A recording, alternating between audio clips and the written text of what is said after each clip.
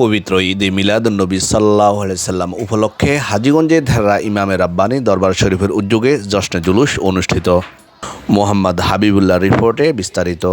পবিত্র ঈদে মিলাদুন্নবী সাল্লাল্লাহু আলাইহি সাল্লাম উপলক্ষে হাজীগঞ্জ পৌরসভাধীন ধারা ইমামে রাব্বানী দরবার শরীফের উদ্যোগে ৩৬তম জশ্নে জুলুস অনুষ্ঠিত হয়েছে।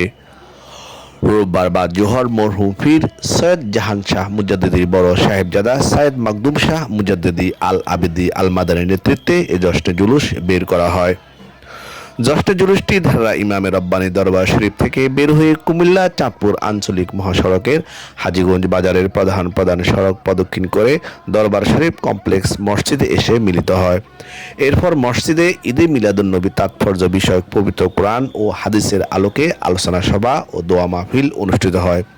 আলোচনা পেশ করেন মাওলানা এস.এম. আহসানুল্লাহ আবেদী, কারি তোহা আল মাদানী, মাওলানা গাজী আব্দুর রহিম, মাওলানা নুরুল আমিন আল কাদেরী, মাওলানা মমতাজুল আরেফিন আল আবেদী, মাওলানা জয়নাল আবেদিন আল আবেদী, মাওলানা আব্দুর রহিম আল আবেদী, মাওলানা বিল্লাল হোসেন পাটোয়ারি, হাফেজ মাওলানা মোবারক হোসেন আল আবেদী, মাওলানা মোতাহের আল আবেদী প্রমুখ।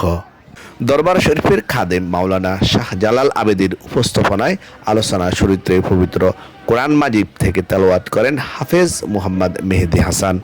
নাতে মুস্তাফা সাল্লাল্লাহু আলাইহি সাল্লাম পরিবেশন করেন মোহাম্মদ ফয়সাল আল আবেদী ও হাফেজ মোহাম্মদ গোলাম নুরুন নবী। আলোচনা শেষে দোয়া ও মোনাজাত পরিচালনা করেন সৈয়দ মাকদুম শাহ মুজাদ্দিদি আল আবেদী আল মাদানী।